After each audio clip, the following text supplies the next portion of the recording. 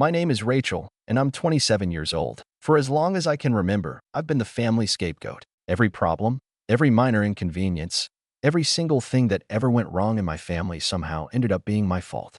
If my brother failed a test, it was because I distracted him by existing. If my sister's boyfriend left her, she'd cry about how I was so lucky to be single and somehow twisted into being about me. If my mom burned dinner, she'd blame it on the stress I caused her. It didn't matter what it was. I was the convenient target, the one everyone could pile on without any consequences. I think every scapegoat has that one defining moment where they realize their family never actually loved them. For me, that moment happened at my sister Melanie's wedding. Melanie is 30, 3 years older than me. She's always been the golden child, the one who could do no wrong. Our parents doted on her, showered her with praise, and bent over backward to make her life easier. Meanwhile, I was the family errand runner, the emotional punching bag, the one expected to be understanding when everyone else trampled over my feelings. It was just the way things were. So when Melanie got engaged last year, it wasn't exactly surprising that my parents expected me to contribute financially. My family has money, but not enough to throw a luxurious wedding without some help. Since I have a stable job and have been smart with my finances, they assumed I would just pay up. And stupidly, I agreed. At the time, I thought maybe this was my chance to finally be accepted. Maybe if I helped out, they'd see me as more than just their family scapegoat. I promised to cover half of the wedding costs. It wasn't a small amount. Melanie wanted a fancy venue, an expensive dress, and a long guest list. The total was well over $40,000, which meant my share would be at least $20,000. But I told myself it was fine. It was for family. And even if they didn't treat me well, I still wanted to believe I could fix things. But, of course, I should have known better. The disrespect started small in ways I could almost brush off. I wasn't included in the wedding planning. My opinions weren't asked for. When I did try to give input, Melanie would wrinkle her nose and say something like, "Oh, that's not really the vibe I'm going for," and move on like I hadn't spoken. The bridesmaids' dresses were picked without consulting me, despite me being one of them. Every little decision was made by Melanie, our mom, and a few of Melanie's friends. I was just there to write a check. I tried not to let it bother me too much. But things escalated quickly. At the bridal shower, I arrived with a thoughtful gift, a personalized scrapbook of memories from our childhood, filled with photos, little notes, and heartfelt messages. Melanie barely glanced at it before setting it aside. Meanwhile, when our cousin gifted her a generic scented candle, Melanie gushed about how thoughtful it was and how much she loved it. I felt humiliated. But, again, I bit my tongue. The real breaking point, though, was at the rehearsal dinner the night before the wedding. It was a fancy event at a high-end restaurant, with extended family and close friends in attendance. Everyone was drinking, laughing, celebrating. I was trying to enjoy myself despite feeling out of place, but then the seating arrangements were revealed. At the center of the long banquet table, Melanie and her fiancé sat, surrounded by our parents, his parents, and the bridal party. Meanwhile, I was placed at the far end, as if I were an afterthought. But the real kicker? When I arrived at my seat, I saw that each place card had been handwritten in elegant calligraphy. And mine? Mine said, in clear black ink, "The Failure." I thought it was a joke at first. A cruel, unfunny joke. But when I glanced around, I saw my mom smirking at me from across the table. "Well," she said, swirling her drink, "it's honest." I felt like the air had been sucked out of the room. A few people nearby chuckled awkwardly, not wanting to draw attention to the tension. My dad didn't even look up from his plate. Melanie? She just sipped her champagne, as if my humiliation was completely normal. Something inside me snapped. I had spent my whole life trying to earn my family's love, trying to prove my worth to people who would never see me as anything more than their scapegoat. I had given them kindness, understanding, and even financial support, yet they still treated me like I was nothing. Well, if I was nothing to them, then they were nothing to me. I stood up, grabbed my glass, and tapped it with my fork. The sound rang out through the restaurant, catching everyone's attention. Conversations hushed. All eyes turned to me. I took a deep breath, steadied myself, and then, in the calmest voice I could manage, I said, "I'd like to make a toast to the last words you'll ever hear from me." A ripple of confusion passed through the guests. My mom's smirk faltered. Melanie frowned. My dad finally looked up, blinking at me like he hadn't been paying attention this whole time. I held up my glass, let the silence stretch for a moment, then slowly lowered it back to the table. Without another word, I reached into my purse, pulled out a folded piece of paper and a pen, wrote something on it, and placed it neatly next to Melanie's plate.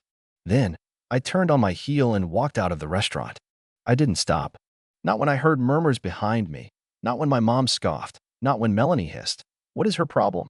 I just kept walking, my heart pounding but my step steady. And as I stepped out into the cool night air, I smiled to myself because I knew that the moment someone opened that paper, the real shock would begin. I had written, in bold, unmistakable letters, "I am no longer paying for the wedding. Enjoy the bill." For a few blissful moments, I stood outside the restaurant, breathing in the cool night air. The weight of years of mistreatment was finally lifting off my shoulders. But I knew it wouldn't last. My family wasn't the type to let go of their favorite punching bag so easily. Sure enough, the chaos started almost immediately. The restaurant doors burst open behind me, and I heard my mother's sharp, furious voice cut through the night like a knife.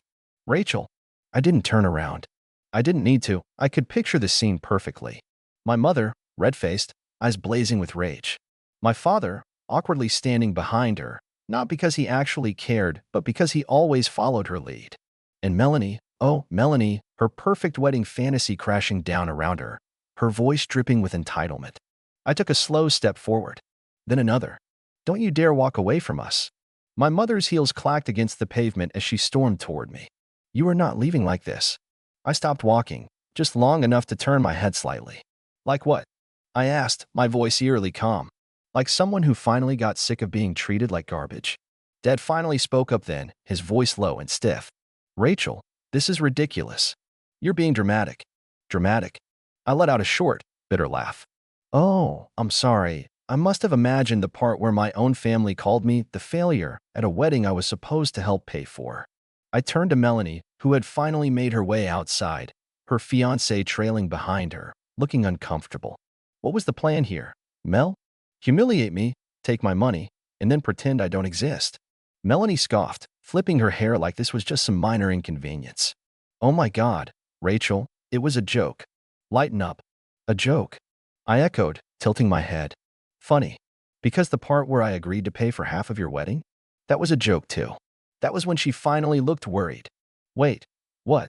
I gestured back to the restaurant. "Maybe you should go check the little note I left for you." Melanie blinked, confusion giving way to full-blown panic. Without another word, she turned and ran back inside. My mother rounded on me, her voice dropping to a dangerous hiss. "You spoiled little brat," she seethed. "After everything we've done for you, you would pull something like this? Do you have any idea how much trouble you just caused?" I met her gaze, unflinching. "Everything you've done for me?" I repeated. "You mean the years of insults? The constant blame? The way you never once stood up for me?" I took a step closer. "Tell me, Mom, if I'm such a failure, why did you all expect me to pay for this wedding?" For once, she had no response. The silence stretched between us, thick and suffocating. And then, from inside the restaurant, I heard the sound of Melanie screaming. "What is wrong with you?" A slow smirk crept onto my face. Guess she finally read my note. Melanie came storming back outside, her eyes wild with panic. "You can't do this," she spat, waving the piece of paper in my face. "You promised." "I did promise," I admitted. "But then you called me a failure. And, well, you can't expect a failure to come up with 20 grand, can you?" Melanie made a strangled noise, like she was physically trying to stop herself from screaming again. "You don't understand," she said, her voice high and desperate. "The venue is booked. The caterers are paid. The dress, the flowers, the photographer, it's all finalized. Guess you should have thought about that before you decided to humiliate the person funding half of it." Her fiancé finally spoke up then, rubbing his temples like he was getting the world's worst migraine. "Babe," he muttered, we don't have the money to cover this." Melanie whipped around to glare at him. "Well, obviously we don't, David," she snapped. "What do you expect me to do? Call off the wedding?" I shrugged. "Not my problem." And with that, I turned on my heel and walked away, my family's outraged voices fading behind me. But I knew this wasn't over. Not yet. Because I also knew exactly what my mother was going to do next. She was going to try and manipulate me, guilt-trip me, maybe even lie to the venue and vendors, pretending my check was just delayed. And when all else failed, she would try to ruin me. Fine. Let her try. Because for the first time in my life, I wasn't going to be the one getting walked all over. I was going to be the one watching them crash.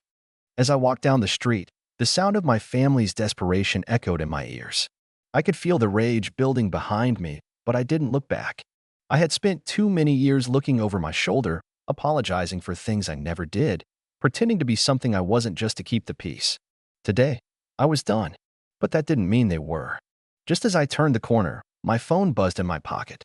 I pulled it out, expecting a message from my sister, but the screen lit up with my mom's number. I hesitated for a moment before answering. Rachel, her voice came through, sharp and frantic. Where are you? I'm walking away from a mess you created. My words were colder than I intended, but I couldn't help it. Don't bother trying to guilt trip me back. You can't do this, she said, her voice trembling now. You promised to pay for half, Rachel. Do you know what's going to happen if you don't come through? The whole wedding will be ruined. Maybe you should have thought of that before you dragged my name through the mud. I could hear her struggling to keep it together, but there was no holding back now. Please, just come back. I don't want to deal with this. It's too much. She paused, and I could tell she was fighting back tears. I don't know how we'll fix this without you. I'm not fixing anything for you. I'm done, I said, my resolve hardening with every word. You don't get to treat me like a punching bag and then expect me to come running when you call. Rachel, please, her voice cracked. I'm begging you. The begging, the pleading, it was all so predictable. She had done this before, tried to manipulate me into doing what she wanted when everything fell apart. But this time, I wasn't going to fall for it. I'm sorry, I said, letting the finality of my words sink in. But I'm not coming back. You'll have to figure it out without me. I hung up before she could say anything else. I took a deep breath, feeling the tension of the last few days start to leave me. This wasn't my problem anymore. But I wasn't naive enough to believe they were going to give up that easily. Not even 5 minutes later, my phone buzzed again. This time, it was a text from my dad. Call me now. It's urgent. I rolled my eyes. They were really starting to get desperate now. I wasn't in the mood to deal with him, but something told me this was going to be the last straw. If I answered, it was likely going to be another round of manipulation. But I couldn't let it go. I tapped the screen and called him back. Rachel, my dad's voice came through, smooth as always, but there was an edge to it that wasn't there before. We need to talk about this situation. What situation? I asked, my tone flat. The situation where I'm being treated like the family failure? He sighed, and I could hear the weight of the conversation pressing down on him. Look, this isn't just about the money. It's about your sister's big day. Melanie's devastated. Funny, I said with a bitter laugh, because I remember her being pretty devastated when she decided to humiliate me at the wedding. You know, calling me the failure in front of everyone? How's that for family support? Rachel, this is not the time, he said, his voice rising slightly. She's already had a meltdown, and we can't fix it if you don't come back and do what you promised. I felt my patience slipping. I didn't promise to be a doormat. There was a long pause, the silence stretching between us like a chasm. Then, in a voice so low it almost seemed like he was speaking to himself, he said, She's right, you know. You were the failure. We've all been trying to cover for you, but it's always the same, isn't it? You've never been good enough. Always making excuses. You were supposed to pay for half of this wedding, Rachel. This was your chance to show you could contribute, but you're just proving them right. His words hit harder than I expected, and for a moment, I felt the weight of all those years of disappointment settling in my chest. But I wasn't going to let him win. Not now. Not after everything. I took a deep breath and said the words I should have said years ago. You know what, Dad? I don't care what you think of me anymore. You can't keep blaming me for everything. I'm not your scapegoat. His voice flared with anger, but I cut him off before he could respond. This is where I draw the line. You've crossed it. I'm not coming back, and I'm not paying for any part of this wedding. Figure it out without me. I ended the call before he could say another word. I stood there for a moment, the weight of my decision settling over me. I had finally taken control, finally stood up for myself. But I knew this wasn't the end of it. This was just the beginning. I turned to head back home, feeling the first real sense of freedom I'd had in years. They were desperate now, and I knew it was only a matter of time before they tried to make me feel guilty again. But I wasn't going to let that happen. I wasn't going to let them break me anymore. The next few days were a blur of angry messages and desperate phone calls. My family was in full-blown panic mode, trying to salvage what was left of the wedding. I watched from a distance as their carefully constructed facade began to crumble. It didn't take long for the reality of my withdrawal to set in. The perfect wedding that my sister had envisioned was already on the brink of falling apart without me. It wasn't long before the inevitable happened. One evening, as I was sitting in my living room, a loud knock on my door startled me. I wasn't expecting anyone, especially not the people who had caused so much chaos in my life. I took a deep breath, bracing myself for what was about to come.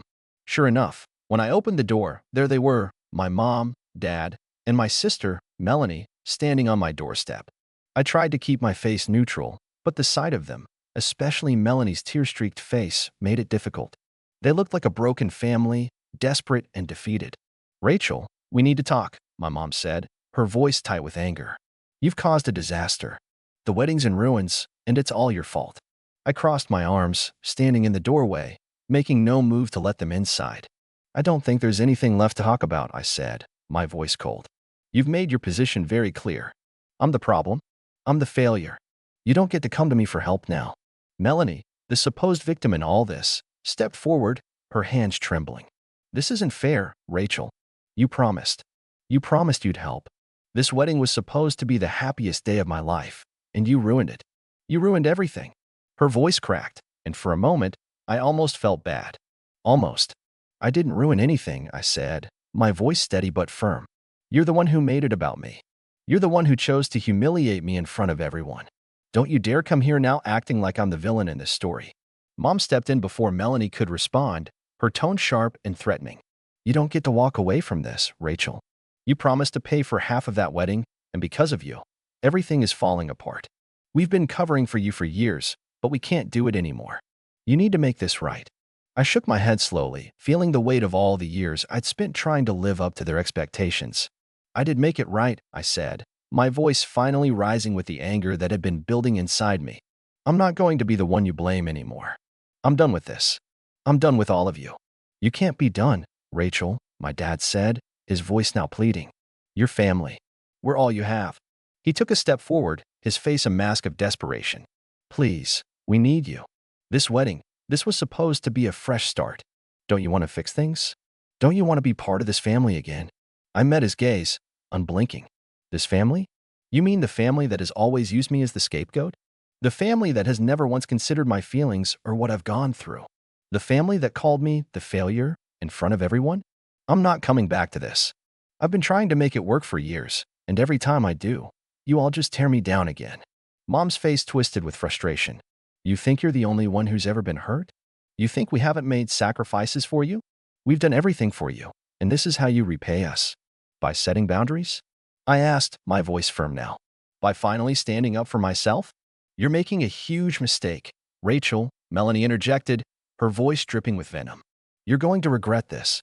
You've ruined my wedding. You've ruined everything." I let out a short, bitter laugh. "You're right. I will regret this. But not in the way you think. I'll regret not doing this sooner." I could see it in their eyes, their anger, their frustration.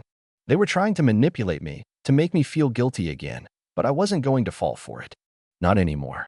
"Rachel, you're being selfish," my dad said, his voice suddenly low, dangerous.